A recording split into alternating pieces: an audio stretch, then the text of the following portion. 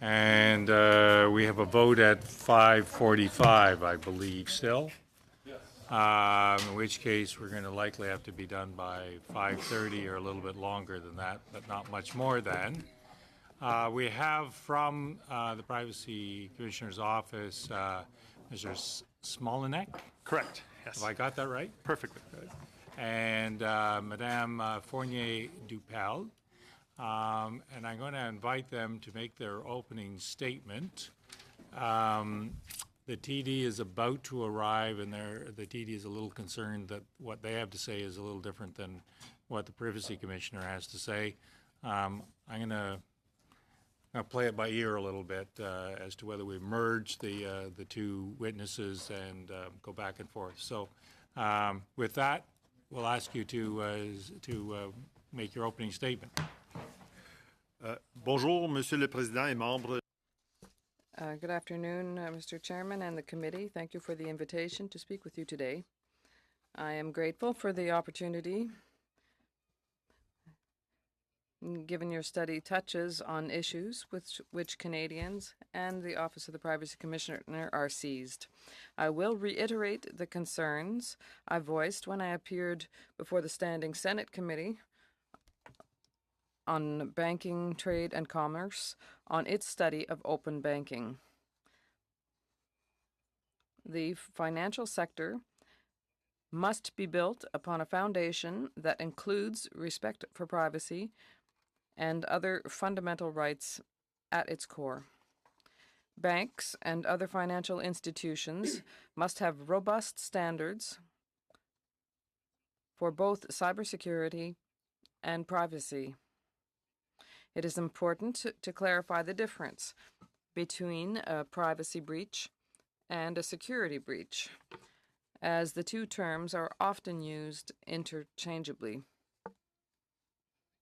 A security breach is an incident that results in unauthorized access of data, applications, services, networks, and/or devices by bypassing their underlying security mechanisms. A privacy breach is the loss of unauthorized access to or disclosure of personal information, regardless of the means. A privacy breach is broader and can occur without any compromise of security systems.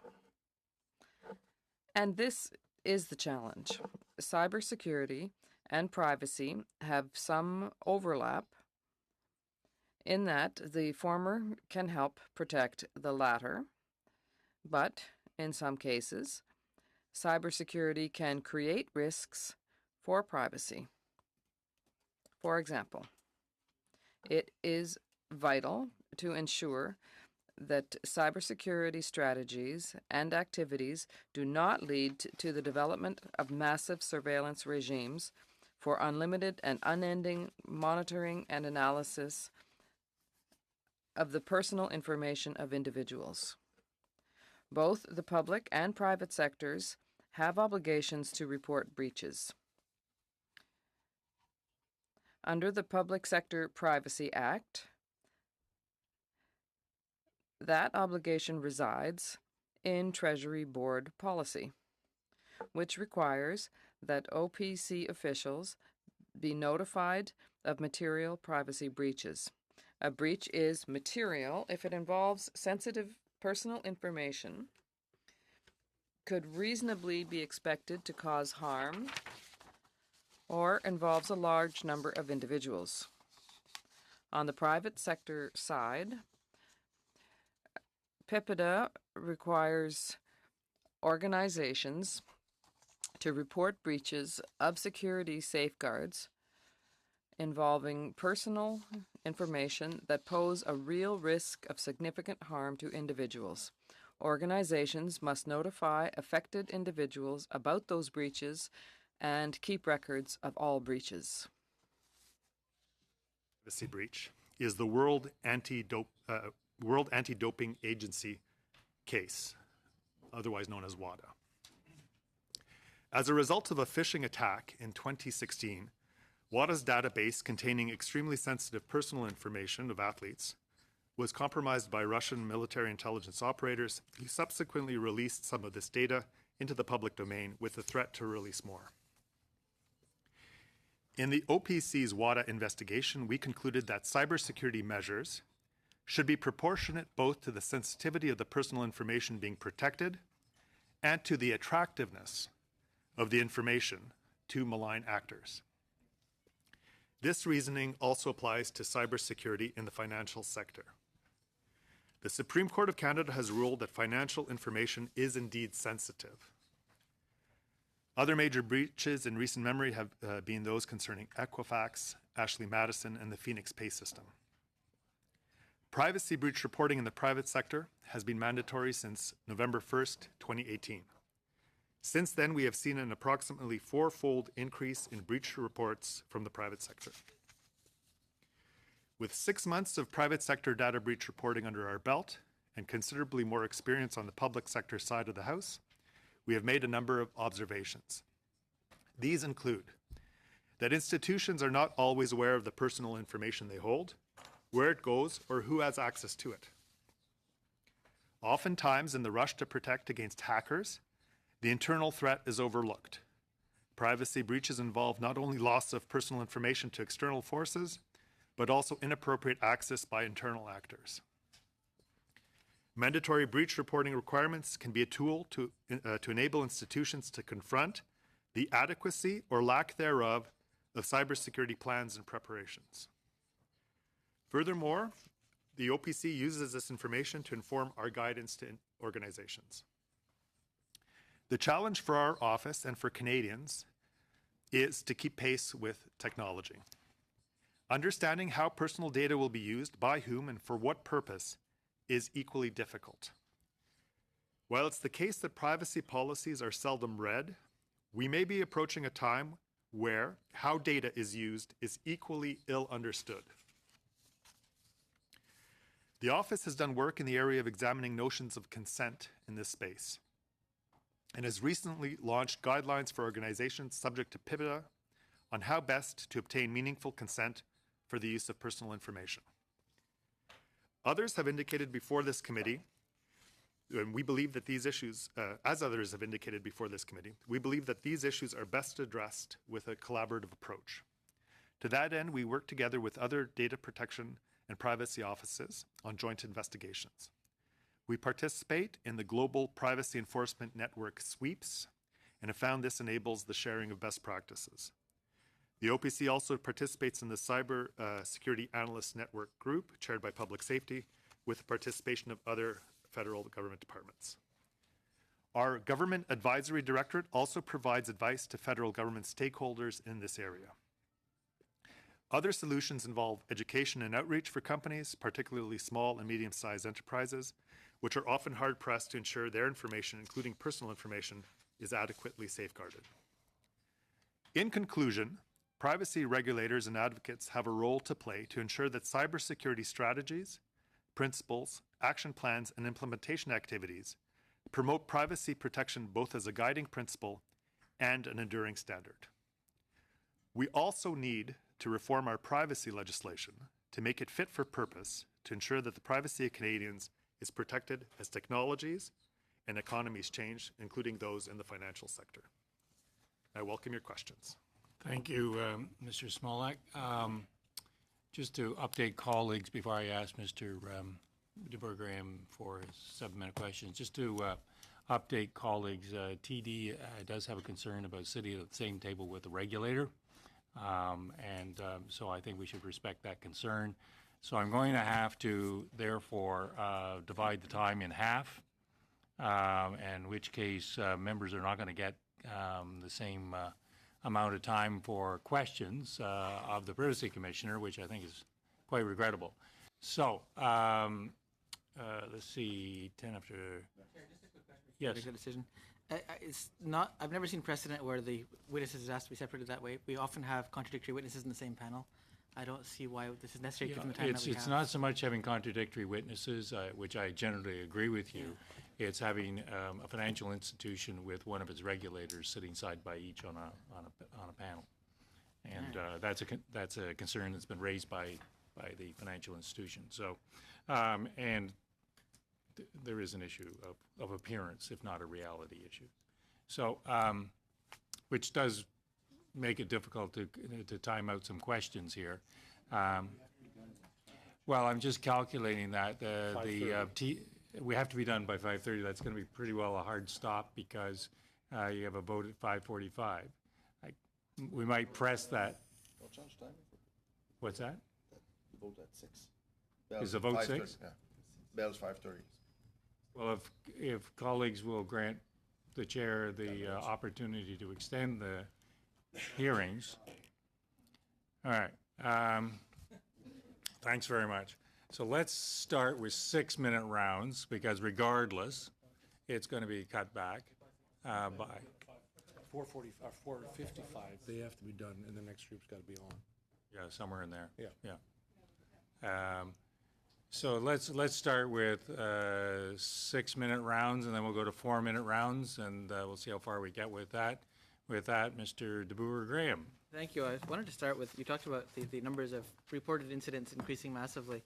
I'm more curious about the unreported incidents and if you have any way of gauging how many there are and how we can ensure that unreported incidents cease to happen and they all become reported. Offhand, I do not know of how we can gauge unreported incidents. That would be more than vague estimates. So I mean, we have a comparison of what was voluntarily reported before November 1st. We now have some indication of what's being reported since November 1st. I guess if we were to, have we studied this issue? I think on the public sector side of the house, I mean, sometimes what happens is there are institutions that are holders of personal information that have not, or have what we sense, according to the sense that we have from other reporting, that may have underreported, in which case we can reach out to them and suggest that perhaps breach training is required. Sometimes the breaches are published in the media as security incidents, and they are in fact privacy breaches, a privacy element in there as well, so we can reach out to institutions or to companies. So there's some sense, but as to how to measure what we don't know, we don't know yet. Perhaps when we have more reporting, we'll be able to track some trends more carefully. I understood. On the last meeting, we had an extensive discussion with MasterCard about their systems.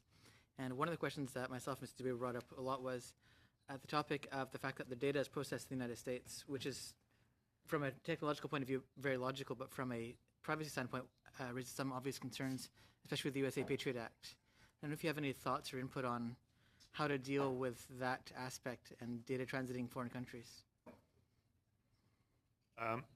We're currently taking a serious look at our transborder data flow guidance, and we intend in the not too distant future to consult widely on this guidance.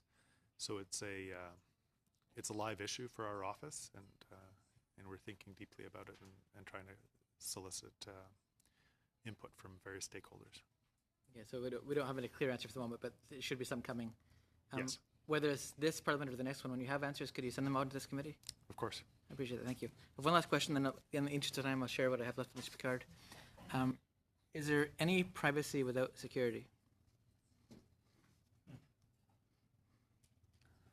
Is there any privacy with security? We have 2 days. So off the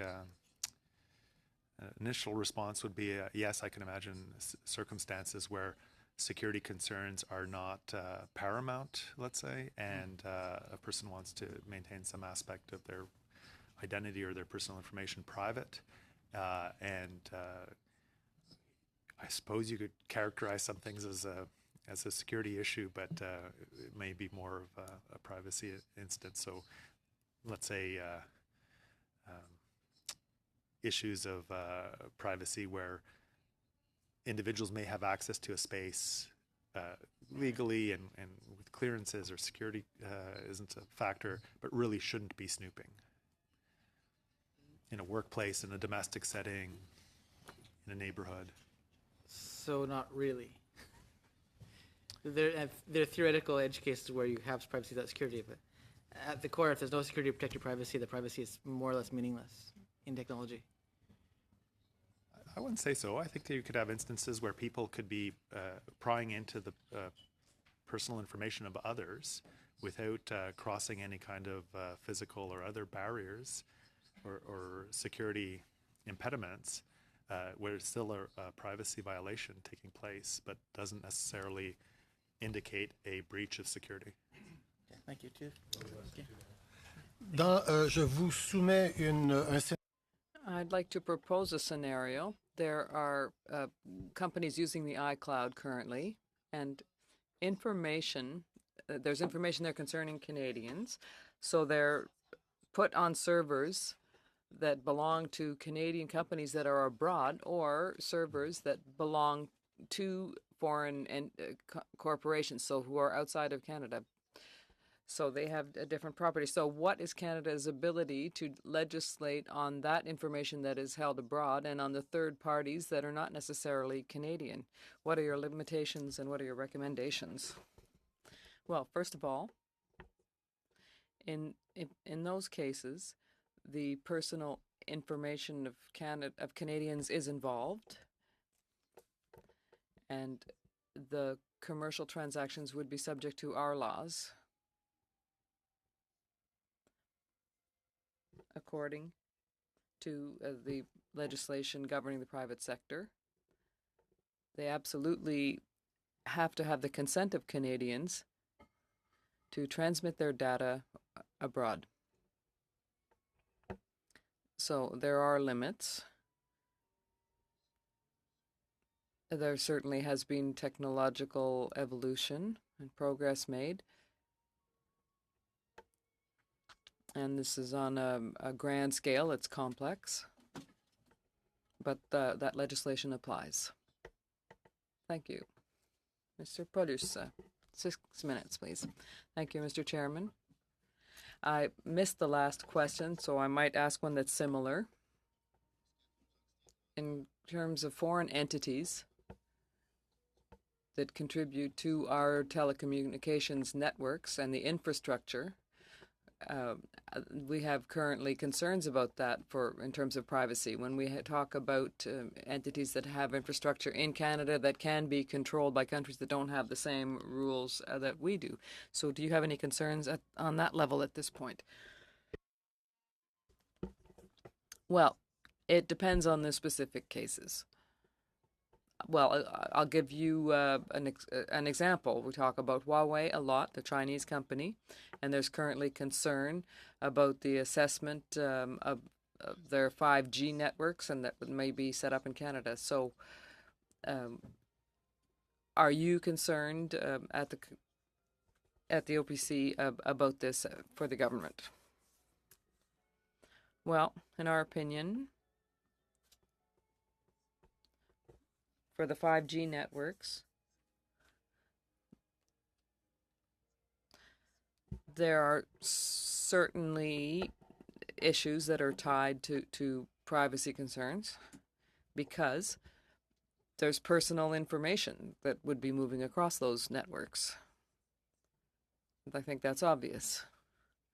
So we have to ensure that those networks would be properly protected adequately and that they're safe. Certainly in terms of all kinds of threats, at least the known threats. So the issue of one company or another versus another country, it's not within our mandate to do that. Okay, but if I bring it back more generally to Huawei, in your mandate, you are to protect Canadians' data and information. So with the infrastructure and networks existing in Canada, you are overseeing that, and you inform the Canadian government of that. Yes. Okay, so for mobile gear that we have now, that I have facial recognition on my iPhone, I have trouble believing some of the things that I've been told. So with kind of mobile network, iris scans, facial recognition, do you think that there's information that can be transmitted to other companies? Are you looking at that? Absolutely. We're doing technical analyses. We have a directorate that is in charge of technological work in that regard. Well, can you tell us if we're being protected or if there are risks? Well, that depends on the case. Well, you can't tell me if there are some companies more at risk than others? Well, no, not at the moment. But that kind of information is available. The government has it. Well, we have a limited capacity, it has to be said. We have a technological analysis directorate, and for the moment, that's 6 people. So we don't have a huge capacity there. We can't analyze all of the networks, all of the gear. But can you tell us that currently, like my face, which has been registered, is it being sent over a network to some database somewhere else? Well, in terms of your personal telephone, no. But we have other inquiries underway that involve facial recognition technologies and the systems. Okay. And in Canada, is the legislation tough enough so that organizations and individuals who are using personal information for a bad purpose, are we protected? Well, as we've already heard in testimony, we have to update our legislation.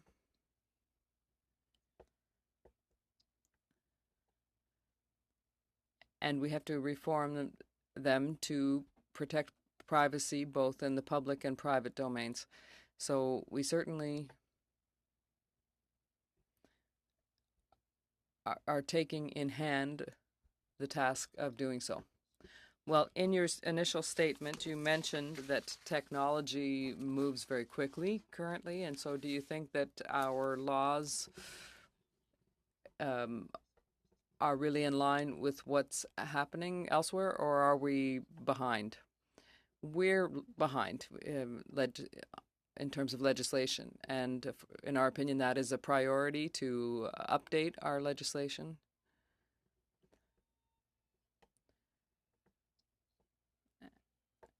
As well as other measures that really will be legislation that's law-based. Thank you. Mods in the next round. There we are. Mr. Dubé, 6 minutes, please. Merci, Monsieur le Président. Merci. Thank you, Mr. Chairman, and thank you for being here today.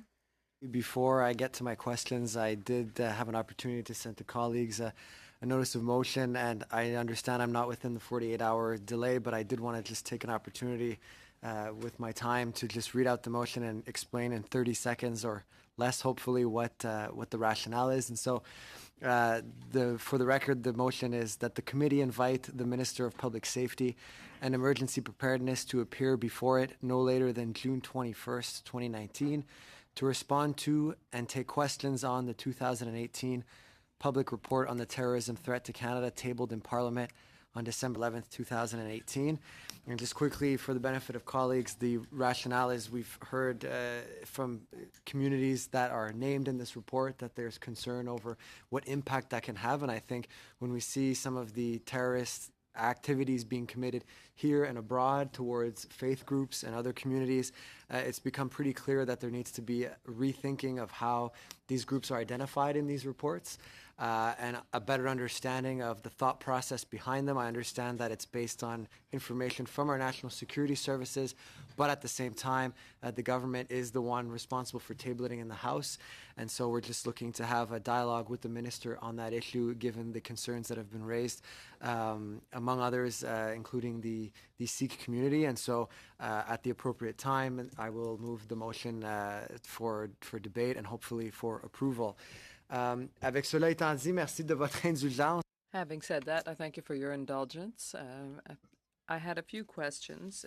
It was mentioned that we talk a lot about devices or the Internet of Things. And in your comments, you mentioned the fact that many businesses are not even aware of all of the data that they are holding. And some of them know, I think, very well, but hang on to them when they shouldn't. So I'm asking this question, which I think is connected to the earlier questions that were asked. When we put apps on our telephones, I think people rarely realize how much permission or how broad the permissions are we are giving to the people who have provided those. So when we use banking applications, for example, just to give an example, you might use a fingerprint to access the account. So what impact does that have on the devices? Well, you're raising a very relevant question, and it's an issue of public education. So even I think for people who are trained in this area, there are all kinds of things that are invisible and are not obvious. So for our commission, and I would say in general, there's a need to really do some public outreach and education to teach people about what the problems or the potential problems might be in terms of the loss of their personal data. And beyond that awareness, one parallel that we've often talked about, if we talk about government regulations, what I'm thinking of is, for example, if there's a recall of a vehicle that might have safety implications, we make a great deal of effort to reach out to people through the media. People are called, letters are sent. There's the traditional ways of communicating. But do you think there should be more requirements when there are updates, for example, on telephones? Because unless you're following this online, it's rare that you'll understand the particular reason why there's an update of the iOS, for example. Yes, it's tied to the issue of consent. So if someone is aware of new changes in software or technical changes, if something changes, if it's a substantial change, you absolutely have to provide consent once again if there are technical changes. The clients have to be spoken to, and they have to be made aware that such and such a thing has changed and has this effect. Thank you very much. My last question, in fact, it's two questions in one. Do you think that the current requirements for disclosure of data leaks, do you think it's enough? And secondly, as you said earlier, do we really need to review the resources that are available to the Commission to oversee the issues that we're studying here today? Yes, often the powers of the Commissioner or the Commission are not adequate. It's not enough to oversee the problems that we're seeing. And so we need to improve our legislation to provide for other things, to give greater weight to the Commission, for example. Fines, for example. Mr. Picard, 6 minutes. Well, give my time to Mrs. Mrs. Abruzzo. de Bruzen, 6 minutes. Thank you. My first question was about money lenders, because we've been talking about financial institutions and banks, but I was hoping maybe if you could clarify if there are differences in the rules applying to money lending institutions. I know that, for example, OFSI covers banks, but not money lending institutions. If there are differences, and if that gives you any cause for concern from a privacy perspective when we're looking at cybersecurity as an issue. So our office does have a mandate to look at federally regulated institutions like our banks. So the office does have an oversight role with respect to banks as well and the protection of privacy in banks.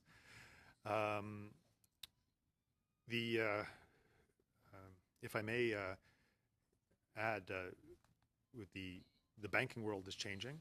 We have the potential for open banking internationally and coming to Canada too, which will change business models and the way personal information and data flows among financial institutions. This is also extraordinarily consequential with lots of implications.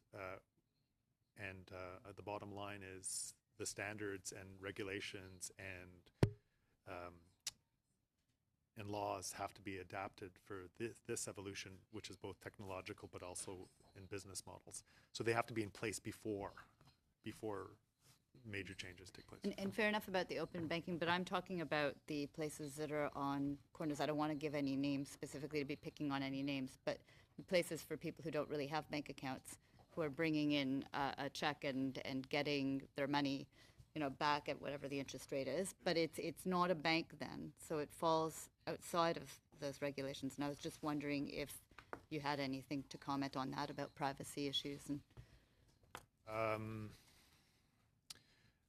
the general context is that these businesses are covered by our private sector law or provincial laws that are substantially similar. So they are subject to the law, but I have nothing to offer to the committee specifically about these particular institutions. But they don't fall within your purview. Do you review them as well? Where in those instances where the provincial laws are not substantially similar, yes. Okay. I wanted to change to something. We talked back a little while with HackerOne, and they were talking about hackers, and they were suggesting that maybe we'd want to consider legislation that would allow, the term that they used was white hat hackers. I wish I could think of a better term for it, but say good person hackers who would help to poke at systems and find out where the problems might be.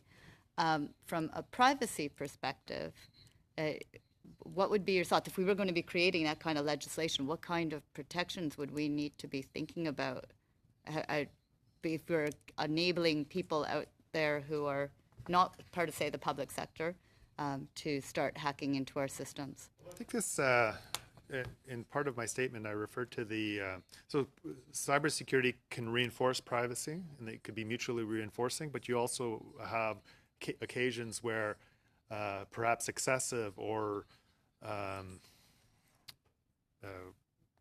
inappropriate cybersecurity could have implications for privacy. So how good is the white hat hacker at protecting someone's privacy? They should not have access to some individual's personal information if they're doing this hacking in the interest of cybersecurity.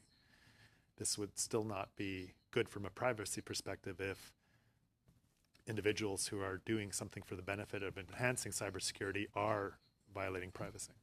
And I see that. I'm just trying to see what kind of protections we might be able to build in to enable that kind of a system if we were going to do what had been asked from us by the HackerOne people, of the idea of allowing that we would put, I can't remember what they had, but basically there would be money offered if you could find the weaknesses in the system as a way of getting people who are creatively hacking in. But the problem is, I would guess that once they do that, they do have access to private information potentially. So is there anything that you can think of that might be something we should think about as far as building in protections? I would think that there might be some ways of doing things in an experimental environment that, does not put real people's private information at risk. So militaries and other organizations, and in some cases in the privacy world too, you can war game activity, cyber operations in a protected space. So that may be an area to explore. There's even in the privacy world some wargaming of privacy protection as well. Right. I see that I have half a minute. So I'm going to give that, but that's all right. You're going to give it to Mr. Motts? Yeah, Mr. Motts loves this. Yeah, I was yeah. giving it to the collective pool of Yeah, extra yeah. time. I could just talk Okay. it out for the next 20 seconds. There's a plus and a minus here, Mr. Yes. Motts, so 4 minutes, please. Thank you, Chair, and thank you, witnesses. I just want to continue on with the line of questioning for Mr. Beruzin. So would Canada be better off by having a vulnerability disclosure agreement with, I'll call them ethical hackers, to protect, so that they are protected when they find faults in a company's system, so that that can be fixed before it is exploited? Would that not be something that would, I think that's what you're trying to get at, is that would be beneficial to all Canadians? I haven't, and nor has our office, considered the implications of ethical or white hat hacking to be able to give a detailed response. We could undertake to consider this space and come back to the committee with a more considered answer. My age, I know that sometimes I forget some of the witnesses' testimony, but we did have specific individuals here, HackerOne was one of them, that do great work ethically to protect the consumer. So if this government or the next government is looking at protecting the financial, the economic impact of Canadians through, improving our cybersecurity, I would think that some protections for those individuals would be something that we should have some understanding around. What were your thoughts on that? Our interest would be ensuring that people's privacy is protected, regardless of what there may be a balance of interests here to consider, but in this context, I would say that the citizens' privacy needs to be protected in its own right.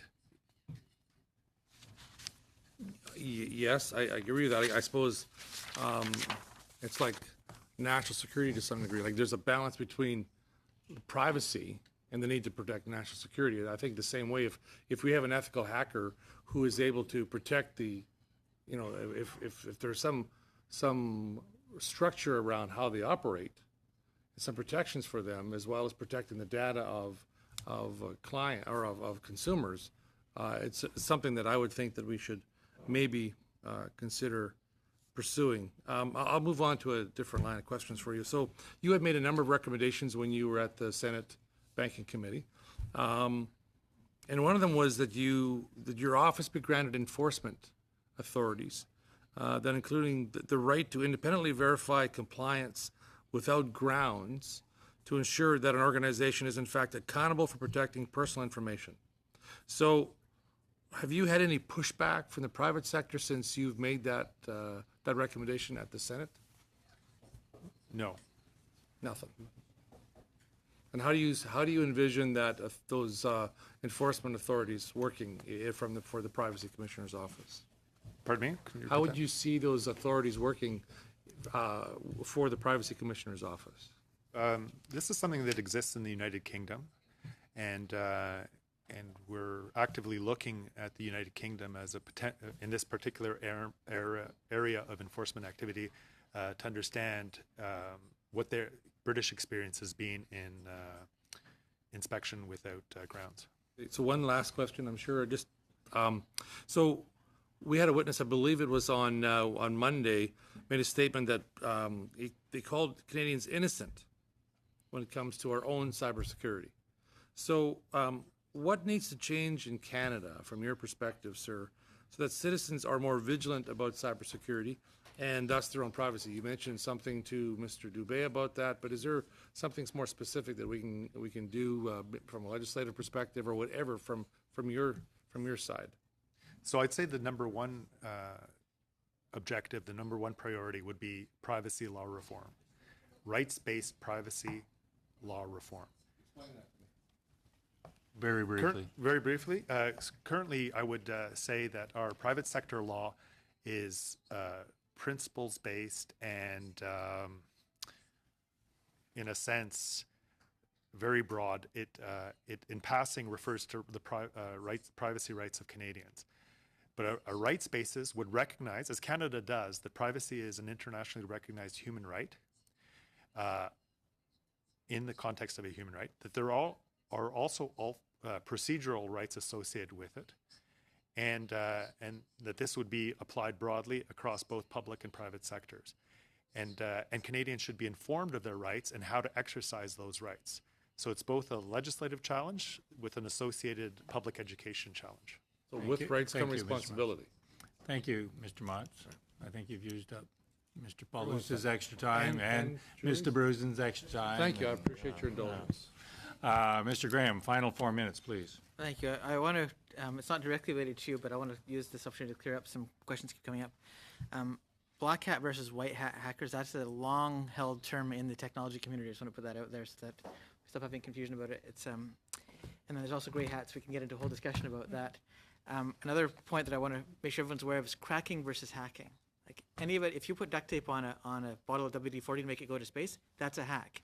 If you use that to break into a bank, that's a crack. So I want to make sure that we have that distinction very clear out there. WD-40 much differently from now on. Yes, I hope you do. But I want to come back to you for a second. So you said you had a technical research division of 6 people. What kind of expertise is that? Is that looking at the servers, networks, routers, kind of thing, taking phones apart? And what kind of people are they? What kind of things are they doing? We have a small group of technologists and scientists and engineers. They look at from particular devices to larger systems such as the Internet of Things. They participate in the development of guidance, for instance, on biometrics, on de-identification, on Internet of Things itself, on the risks and vulnerabilities to privacy associated with new technologies. They support our investigations with forensic analysis, including forensics, and we're developing a capability for the custodianship of evidence, et cetera. It's part of our investigative program. So it's a wide range of activities and tasks that absolutely exceed the capacity of the small team, which is very capable in its own right, but it's 6 people with a small lab. Okay, but it's a full lab, just not a very big one. Okay. We have a small lab to conduct experiments and offline to protect our networks and government networks. And if these experts take apart a phone, for example, and find a significant privacy vulnerability in it, what would be their course of action? So it depends on the context in which it's happening. If it's part of the context of an investigation, which is often the case, we do a lot of support to investigations, that would be that information, evidence, so to speak, would become part of the report of findings of our investigation. You work with outside organizations. For one of my favorite examples, the Electronic Frontier Foundation, for example, who are constantly doing this type of work and putting that work out there and validating their work and vice versa. Yes, we have networks that of external partners that, and not least was our International Data Protection Authority partners and our Provincial Data Protection Authority partners as well. Privacy commissioners across Canada and around the world. Okay. We've heard a lot in the past, this committee and other committees, about anonymization of data. No, industry committee, there's a very brief discussion of StatsCan studying banking data, for example, and it's very possible to anonymize this type of data. Is it possible to de-anonymize this type of data? So yes. So one of the things we're looking at are standards.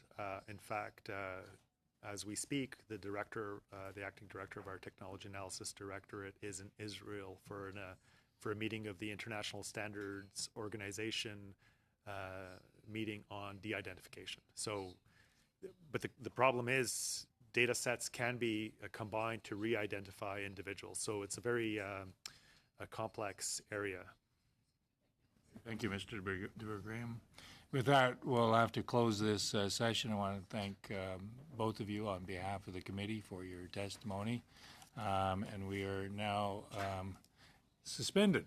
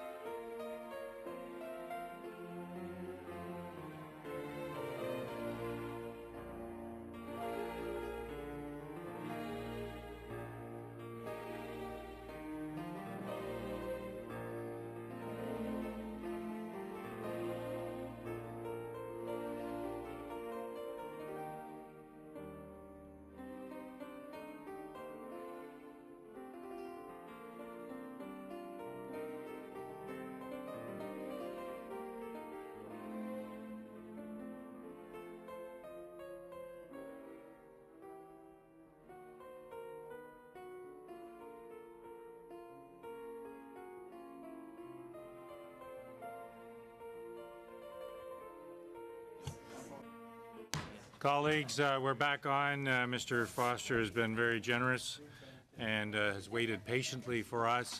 Can I get some guidance from colleagues as to how much time we can do with this panel? 5:30 is just, will be 35 minutes. Are we? Yeah. The vote, is the vote at 5:45 or is it 6 o'clock? No, at 6. Sorry?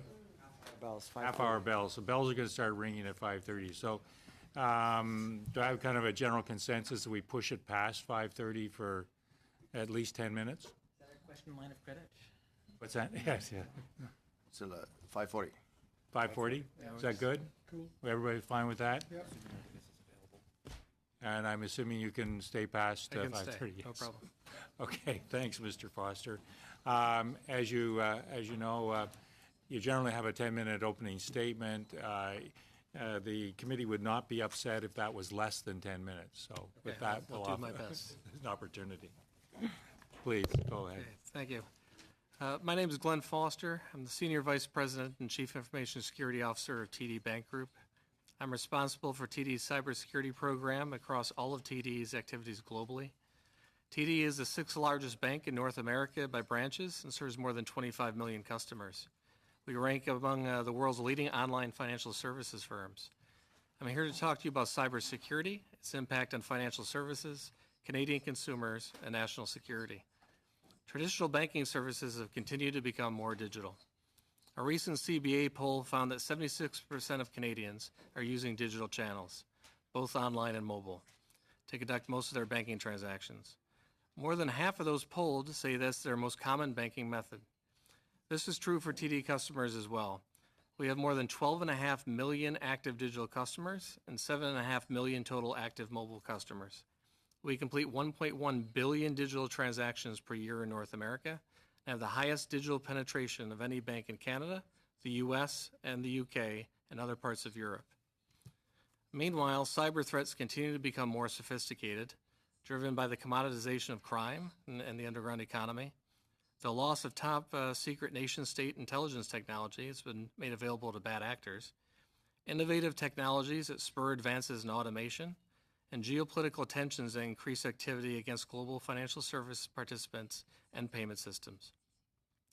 Recent economic sanctions have further increased tensions, have motivated retaliatory actions, cyber espionage campaigns, and attacks on financial services and critical infrastructure globally by nation-state actors. The proliferation of data breaches has significantly exposed consumer data and places pressure on banks' ability to authenticate customers. This exposure of consumer data has also led to new automated attacks where criminals leverage stolen account credentials and test them against online banking sites at a significant rate, an attack that's known as credential stuffing.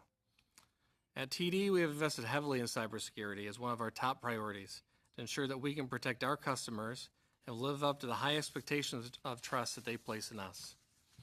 We have a strong history of information sharing and collaboration with other Canadian banks through the Canadian Bankers Association and across sectors of the Canadian economy through the newly formed Canadian Cyber Threat Exchange. We understand how critical it is to share intelligence on threat actors, and we consider it a best practice to combine our defenses, as our ability to prevent, detect, and contain cyber attacks increases significantly when we work together as opposed to individually. The effectiveness of our information sharing is limited based on current privacy laws and legal barriers. Legislative reform to allow for safe harbor provisions for proactive protection could benefit our efforts. We support the government's creation of the Canadian Centre for Cybersecurity and of the Communications Security Establishment, and we've been a long-time proponent of centralized authority for collaboration with the private sector. Working with the Canadian Cyber Threat Exchange, we have established a solid structure for public-private partnerships and sharing. A critical part of the Centre's mission should not only be information sharing intelligence, but also developing and implementing national strategies for cyber resiliency, preparedness, and response.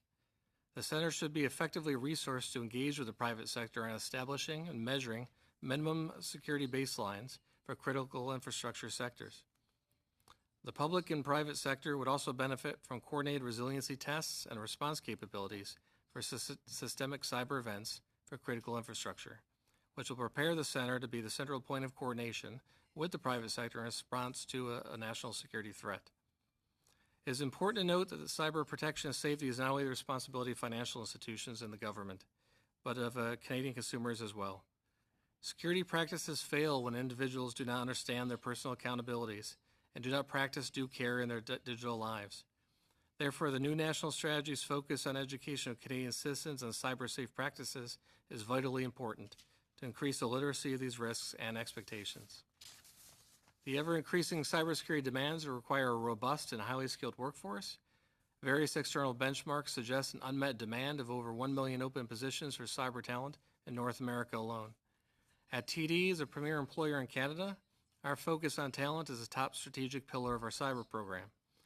We face increasing competition for cyber talent in Canada, and we are collaborating with academic institutions to create strategic partnerships, such as our announcement last year partnering with the Cyber Institute of the University of New Brunswick. We have also expanded our geographic footprint to the United States and Israel to meet talent demands.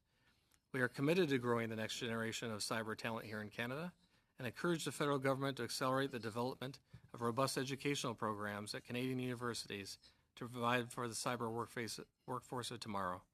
I'm pleased to be here and to discuss Canada's approach to cybersecurity. I look forward to our discussion. Thank you, Mr. Foster and Mr. Picard. Go with the 6-minute rounds again. Welcome, Mr. Foster. In how many countries can we find TD Bank's offices or branches? I don't know the exact number. I'd have to refer to the clerk, but we're primarily a North American bank with other securities investment firms overseas. The network that you use for your transaction in Canada, I guess, is it a private network or it's the internet, the web in general? And how do we manage the security when you have then access to your bank from outside Canada through your branches or offices? Sure. So we have various connection methods based on the products or the stores or branches themselves. Again, but the majority of our transactional traffic is through our online and our mobile applications, which would be coming in over the internet. Those connections are based on both browsers and our proprietary mobile applications that customers very commonly put onto their smartphones, and they use standard PKI-based encryption to protect those transmissions from endpoint to endpoint. Are the information related to Canadians only?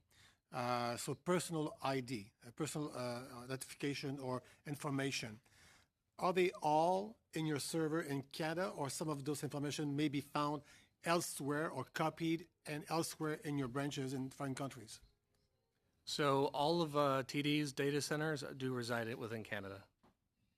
So outsiders, i.e. TD Bank, outside Canada or any other third party talking to your server, then enter into your server in Canada in order to have access, if it's possible, to information you have. Yes, for our core banking systems, they would be direct connectivity to us within our data centers within Canada. Now, TD does have external third-party service providers for various banking services and customer services. Those services may reside within other countries, such as the United States. We cannot compare your system to other company, of course, because it's private and it's not a subject. But my point now will be that we talk more and more about open banking. What is your take on that? So, as a security professional for a number of years, my opinion that the integrity of any security scheme is reliant on a closed loop between the consumer of services and the service provider of the banking services. Any intermediary that's in between inherently weakens the security scheme. So with the concept of open banking, you say that, do I understand correctly when you say that since there will be third party, that's a vulnerability to the system? So Yes, there's a unique system then? So when it comes to authentication and authentication credentials, a third party would inherently have to have access to those credentials for online banking. Of course, if there's various models, there's the U.S. model, which is very much market driven, which allows us as banks to contract with these third parties and provide certain assurances over their security. And like the UK model is very much open. Therefore, anyone can consume those services. If or when you are victim of a hacking or an attack, do you declare this to an authority, and how long do you do it after the fact? I'm sorry, could you repeat the question? When you're a victim of a hacking aggression, do you declare that to an authority somewhere, to the government, and how long after that, after the fact that you declare that? Yeah, so to our primary regulator, which is OSFI, they provide very prescriptive guidance on reporting requirements. The requirement is 72 hours based on a very described severity scale. Thank you. I got 6 minutes. You've got a couple of minutes left. Man, I have plenty of time. Yeah. Want a coffee, something? Okay, so should we regulate those denunciation, the alert or the denunciation of an attack? Should we regulate in terms of time, as fast as possible, but also using this information and spread it all over the market to inform everyone, protecting the information of the person or the company, but a way where this information may be helpful somehow? So as far as privacy information, the protection of consumer PII, I believe that the privacy laws and reporting timeframes are adequate. As a bank or any large institution, really, we go through various security scans, malicious activity on a daily basis. The question really becomes, what's the threshold of what's abusive activity or is significant of a problem? My view would be, the reporting that we do to our primary regulator is adequate. Our typical things that we see at TD Bank are related to attempts at customer-based crime activities against our online banking systems. One of the things I mentioned in my opening remarks was credential stuffing. If you look at all the data breaches that exist now within Marriott, Yahoo, et cetera, where you have millions, in some cases billions, Yahoo reported 3.5 billion sets of credentials, criminals are scripting attacks against various banks, looking for consumers who reuse their usernames and passwords from institution to institution. The volume of that traffic is significant, right? And it forces banks and corporate defenders to invest in very leading-edge technologies to remediate that traffic. But that becomes business as usual for us, no different than fraud losses at a period of time. Thank you, Mr. Picard. Monsieur Paulus, 6 minutes. En français.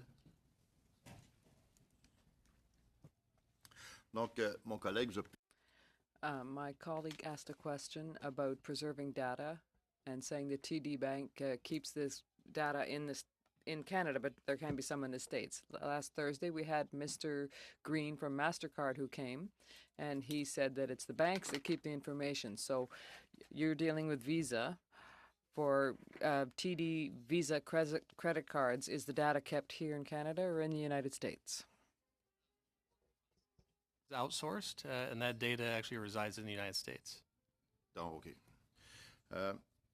On revient à nos... Okay. We'll talk about these so-called ethical pirates or white hat hackers, that's what you call them. In 2017 in TD, you created what is called a red team, or what you called the red team to... These are ethical pirates working 24 hours a day for the bank to try and find the weak points. So what kind of service contract do you have with these people? Good question. And even prior to the development of the Red Team, we had our own internal ethical hacking team as well. The purpose of that team is actually to support our system development activities and to accredit systems as secure before we place our trusted data in there or expose them to customers. The Red Team, specifically to your point, is our ethical hackers that actually test our production systems on a daily basis. Those are internal employees. We do augment those resources with experts in the field. We do that not just for capacity, but for shared expertise, because real strength in this industry is by constantly bringing in new skills, new talents, and continuously testing our systems. Puis, si on parle de confiance.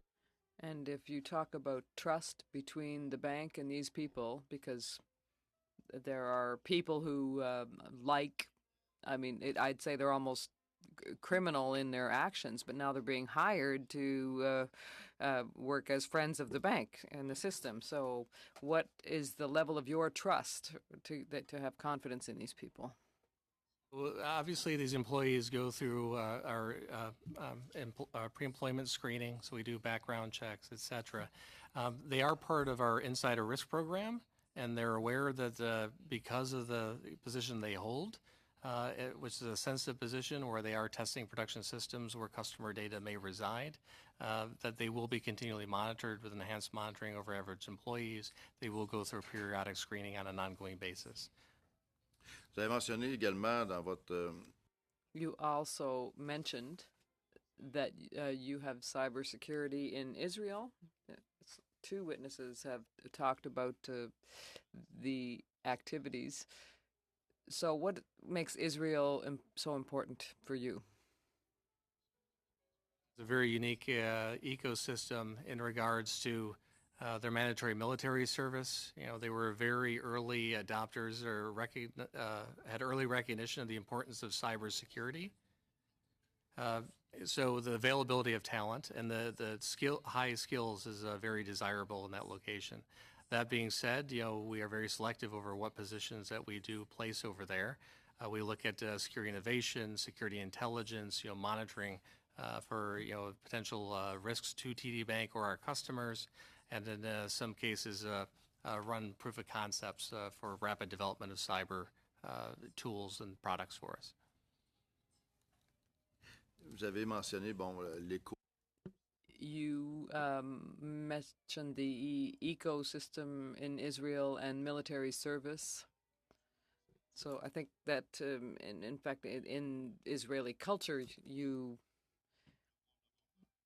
might find a way of seeing the world as they do. It's a major issue, I think. We've talked about Israel several times now. So what is Israel doing that we might take as examples to ensure that Canadians can better prepare or better be more interested in this? Because you were talking about the armed forces, and I served in the armed forces. I think that that I would like to see military service in Canada. Now, a lot happens in cybersecurity here as well, but I'd be interested to hear in your reaction to that, what your reaction to that is. I think that their mandatory military service gives them an advantage, not just from the mindset that they have, but the networks that they create. And what's very unique of their small ecosystem is they leverage those military networks throughout their careers. And somebody could be working for Intel, somebody could be working for IBM, and they're working on a very unique problem. It spurs very interesting collaborations. In some cases, it spurs a lot of the startup nation mentality that you hear. Interesting. Thanks. No? Okay. Monsieur Dubé, 6 minutes, please. Merci, Monsieur le Président. Thank you, Mr. Chairman. About artificial intelligence, it's been raised a few times, and in particular, it's being used not by bad actors to learn how to attack weaknesses in systems. And my understanding is that more and more we're seeing it being used also as a protective measure, learning how to protect, I guess, in other words. And I'm just wondering, because I think TD acquired an AI startup last year, and so I'm just wondering from a security perspective, I'll start with the security perspective and I'll get to other aspects of it, but from a security perspective, so for both defending and your perception of those who are attacking, what's your sense of the current state of affairs? So let's start with the attackers. Although we're highly concerned about adversaries leveraging artificial intelligence to attack us, we haven't seen many examples of that in practice. We think it's an evolving space.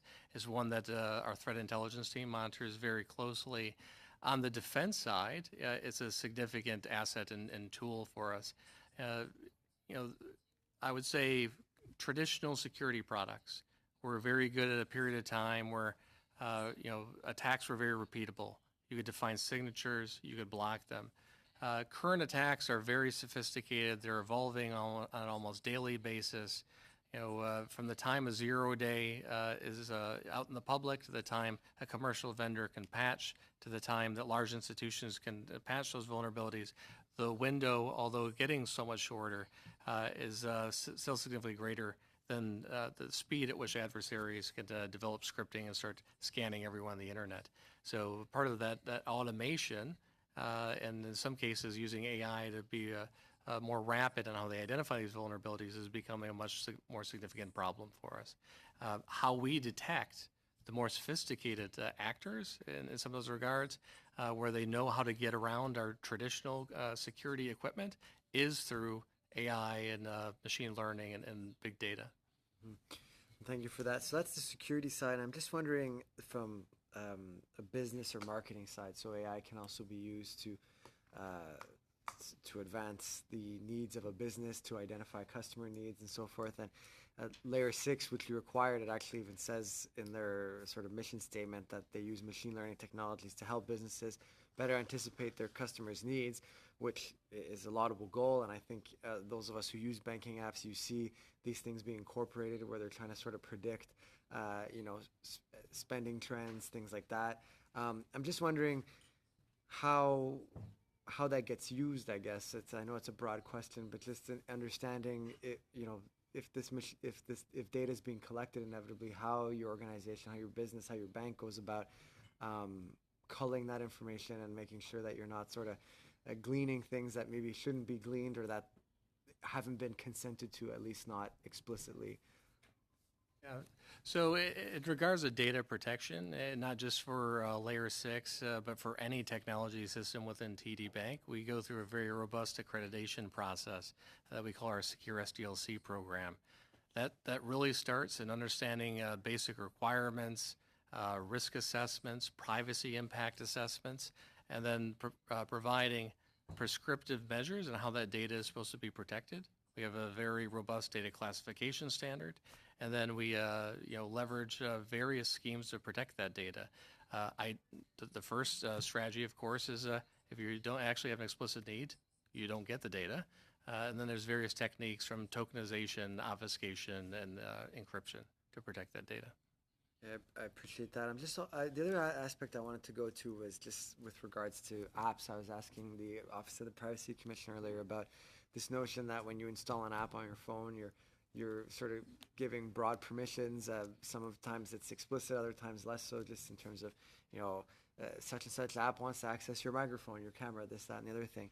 I'm just wondering how, when your organization is developing the app, how you sort of reconcile what's going on within the application, so the banking activity of the client, and the fact that there might be a variety of flaws that exist within, whether it's the firmware or other flaws that are being exploited, within the mobile device itself. How does that work, and what do you see as recommendations going forward? All I can tell you is how we approach the security within TD Bank for our applications. You're right. I mean, our application has to live in an ecosystem, no different than your computer is dependent upon the underlying operating system and the firmware. We build those applications with a couple of principles in mind. One, least privilege of the data that's in there. We try not to persist any data on the device itself. That way, if there wasn't any inherent weaknesses, there's no data there for it to actually access. We make sure that the application is hardened. I mentioned the ethical hacking team that we also have in addition to the red team. Their role within the bank is, prior to the launch of any of these products, to perform very robust security testing to make sure the application adequately insulates the application from the other things that are going on within the device itself. Thank you. Thank you, Mr. Dubé. Mr. Graham, 6 minutes, please. Thank you. I'm going to go and follow up Mr. Dubé a little bit. How secure is an app on a jailbroken phone? How secure is an application on a jailbroken phone? Yeah. It's not very secure at all, which is why we have jailbreak detection in our applications, and we will actually suspend services for that application if it is jailbroken. The issue is you can obviously, malicious code could end up very easily on that phone. And then we talked about encryption from point to point. The data could potentially be exfiltrated as a result of malicious code running on the device. Right, because you said before... Mr. I'm sure there is somebody else on this committee who doesn't know what jailbreak means. Okay, So if you so- could explain that. She might, but I'm not I, sure. I can explain it to you if he you don't does. count it against my time. Yeah, I'm not counting your time. All I'm right. sure this is all for greater edification. So anyway, how do I explain this in 10 seconds? Do you want to explain what a change route jail is and what a jailbreak is? The most simple way to explain jailbreaking is when you get your phone, from your provider, you can only load applications to their approved app store. Jailbreaking is essentially a hack that you can find on the internet to allow you to side load applications around what was already approved by your service So provider. it allows you to use your phone as a computer, so it's much more usable, but much less secure. So it's a Okay, trade-off. I see. Okay, Um, thank you for that. And the reason I wanted to get at jailbreaking a little bit is because you talked in your comments earlier about PKI, public key encryption, public key and systems. So if you have a jailbroken phone, your private key can be compromised, and therefore everything you are doing is very easy to be compromised. That be a fair assessment? It's not quite as easy as that. There is a risk there. So the risk that device actually increases, and then obviously we want to know if that phone is jailbroken so we can make risk-based decisions on that user or any transactions that they're trying to perform. Okay. I have a financial institution specific question, fortunately for you. Last fall, my wife lost her credit card, and of course, it got used quite a bit, and there was nothing we could do about it because they used the tap function. And there's absolutely, well, it took her 2 days to notice that she'd lost it. But anyhow, we don't need to put that on the answer. But anyhow, the point is, there is no security in these tap cards that I can see. So what is the method to secure pay pass, pay wave, this technology, the RFID technology that we're using now? Is there anything we can do to make it actually secure? So, I mean, EMV payments are using fairly advanced cryptography. I wouldn't say that they're insecure. They're secure so long as you have them, but if you lose them, there's nothing to authenticate that the person using it is the person who's supposed to use it. Which there is with pins, there is with the numbers in the back to a certain extent. There's none whatsoever for the tap. Right.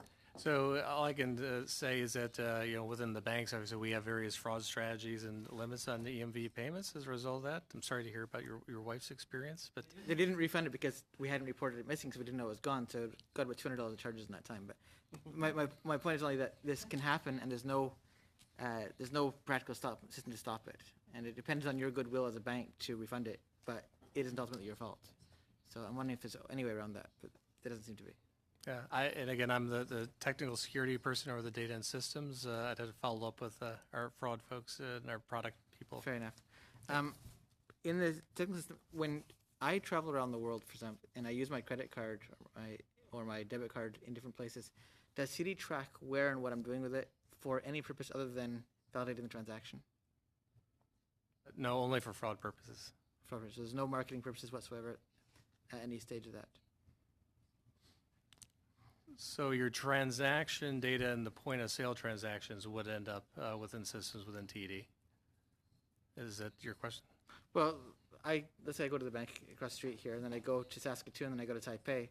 You now know that I'm traveling. You know roughly what I'm buying. Is that data used for anything other than security tracking? Again, I'd have to defer to the product folks or that do that type of target marketing. Fair enough.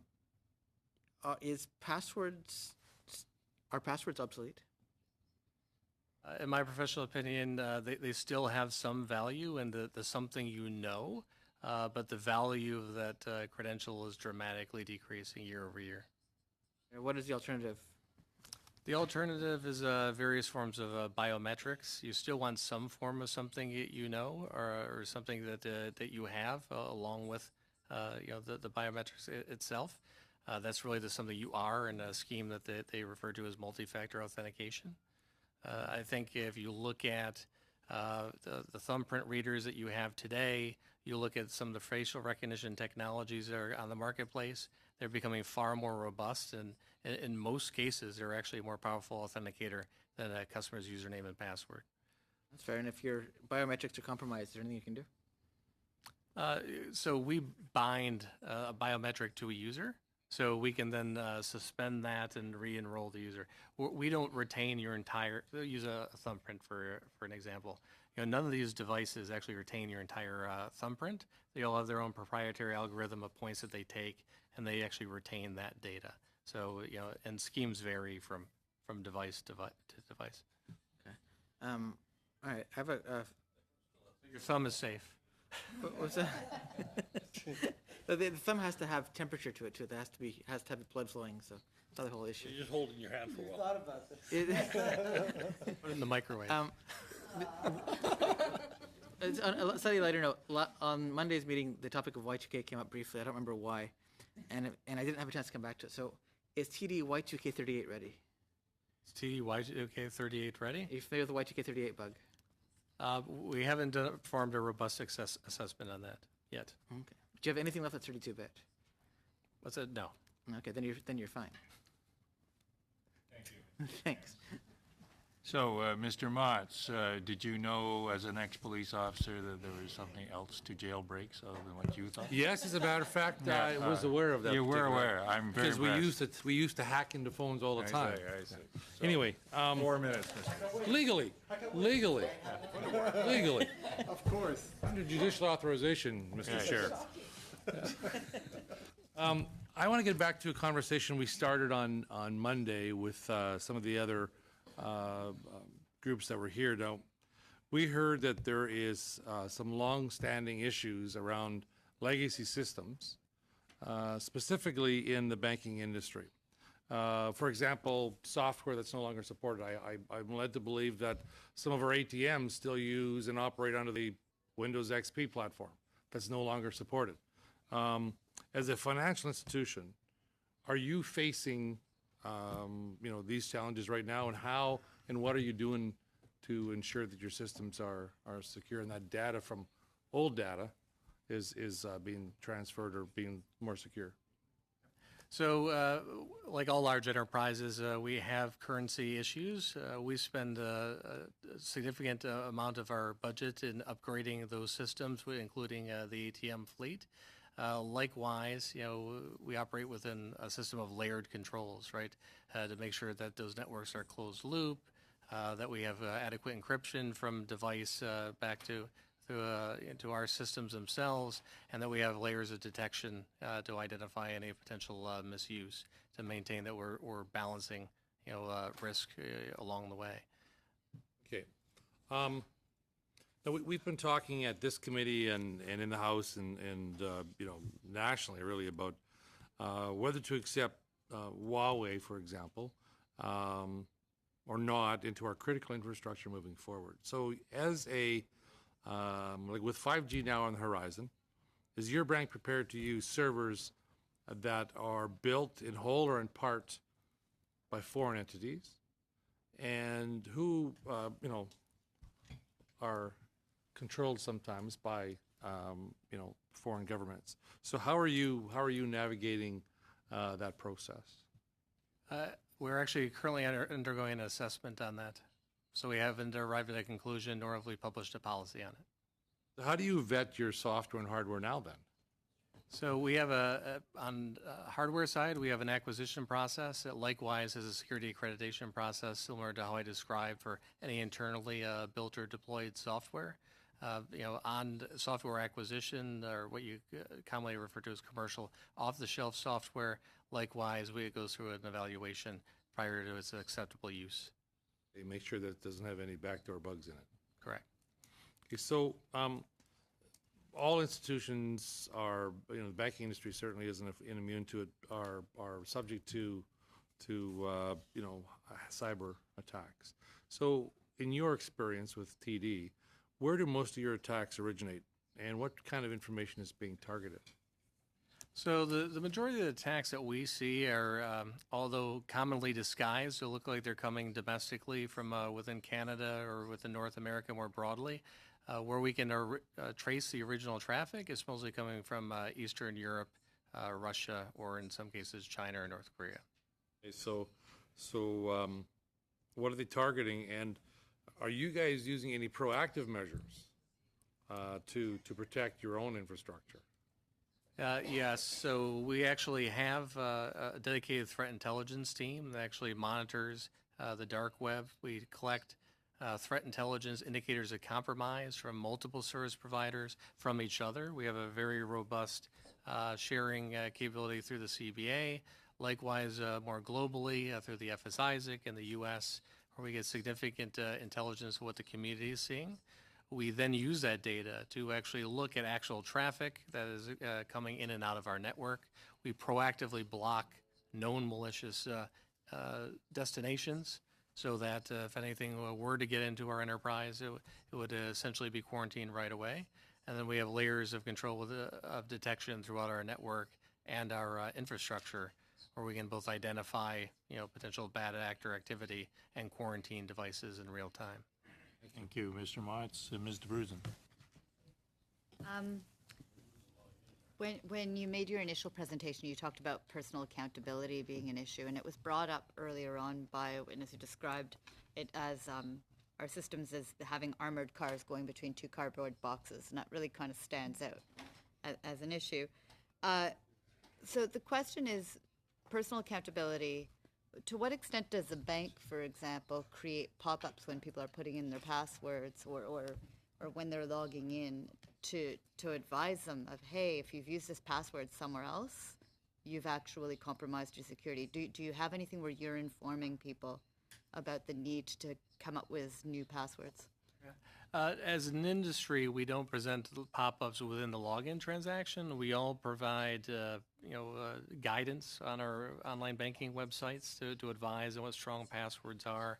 We do proactively disable accounts if we suspect that there's nefarious activity, or again, we've identified these credentials on the dark web or what have you, that would force a customer to actually go through their password reset flow, re-authenticate themselves through other means to identify they are who they legitimately say they are, and then we reinstate their accounts. I'm just trying to think about my sense from everything that people have said, and it doesn't strike me as being untrue, is that people might have a certain number of go-to passwords that they use, and that actually is one of the biggest compromises for their security, their personal cybersecurity. And so, I guess passwords or password reuse, like I said, was just commonly obtained through various breaches of less sophisticated companies. so is there no way for, I know that when you sign on to different things, that it'll say stronger password because you have a capital and you've thrown in, some type of symbol like a number sign or something in a certain number of characters. But there's nothing that I can picture when I do that says, hey, have you used this password before? And I'm just wondering, is that not a simple way to kind of at least jog people's memory that sure, you're doing this because it's convenient, but you're in fact reducing your security? Like, is there not something that you could put in there as part of that 8 symbol or 8 letters, 3 symbols, whatever thing that you prompt people on? Yeah, we obviously can look at additional ways to educate customers and consumers along the way, certainly. The other question I had was because you talked about the need to have more programs to train people. And what hasn't been really clear for me is what the training is that's required. It seems like there are different types of standards, right? And that some places might hire without a person having a specific cybersecurity degree. Some places might not. What do you need as training for your workforce? What are you looking for as training? Yeah, I think it's more academic institutions who are actually offering cyber-related programs, and that comes in a number, to your point, of different depths. Some are basic security operations, right, from the local colleges. It's basics of cybersecurity, networking. Some, if you talk about the ethical hackers or the white hats that we talked about before, it'd be far more technical levels of security, what we commonly refer to as application security, that would actually be beneficial. I think if you look at the number of schools that offer these types of programs, although we have some leading programs within Canada, they're not as broad as they need to be, and the number of students that are actually going into there are not actually what we need to be. And I really see talent over the next decade as probably being the number one crisis that we have within large institutions of how we're going to meet the growing cyber threat. We have about 4 minutes left, and I'm sure Mr. Spengeman would appreciate the generosity of Mr. Aglinski to split that 4 minutes. Sure. Happy to. One question each. I had three questions, but I guess I'm going to have to work really quick. You talked about Israel and the collaboration and how it works very well because a lot of these people came through a back door military training and stuff like that. Do you have a collaboration between the other major lending institutions in Canada? With That Israel, you work or together and kind of feed information back and forth? Yes, we do. What's a good thing? What's a bad thing? Blah, blah, blah. And in your system, do you have the capability of finding out if someone is hacking my system at home? And can you let me know or your customers know through your ability to check them? Sure. So the first part of that question, do we share information with each other? Yes. There is a threat intelligence working group under the CBA Cybersecurity Specialty Group in which all the banks and CSE actually attends and provides updates as well, which we find very helpful. We share indicators of compromise. These are technical indicators of the types of threats, bad actors that we see and how to identify them. We find there's great strength in doing that. Adversaries, criminals, we know when we see in dark web and other chatter, share very broadly about vulnerabilities they find in institutions and banks. So I think likewise we should take advantage of that. On your second question, do we see vulnerabilities that occur in a customer's home? No, we do not. Typically all we see is the transaction as it comes into our servers. That was my 2 minutes, eh? Almost, but Mr. Spengeman's going to appreciate your generosity. Might even send you a birthday card. Thank you. That's very nice of you, Mr. Chair. Yeah. Place down. Thank you, Chair. Thank you, Mr. Glinski. Thanks very much, Mr. Foster. As a fellow employee of TD, former employee of TD, it's a pleasure to welcome you. I'll roll my questions into one. We've got the privilege of having you here as a Chief Information Security Officer of a major bank. Can you give us some insights into how your role is structured, what your responsibilities are, how you intersect with other major parts of the bank? And then in the same breath, can you give us an appreciation of how much room there is for a major bank to be creative, to develop its own security platforms? To what extent are you really constrained by the realities of the use of digital technology in limiting first of all, the percentage expense on security, but also the options that exist in terms of what you do to protect daily operations? So where I sit organizationally is I report to the head of enterprise operational excellence, who reports to our group head, who's a direct to our CEO. My group has a head of innovation technology and shared services at TD Bank. We feel that from strong governance, it was important to separate the CISO role from the technology organization, one for objectivity, and also two, as a reflection that cyber is really a business risk. It is not something that is really a technology risk. And we find the business engagement as far as process, products, how we engage our customers is paramount to the success of our cybersecurity program. As far as your other question, I had a little bit of difficulty understanding where you're talking about percentage of spend or caps on The spend? cost of providing security. In other words, are your options really effectively prescribed or constrained by the current marketplace today, or are there creative options and even differences among the major banks in terms of how much they spend on security as a percentage of total operating costs?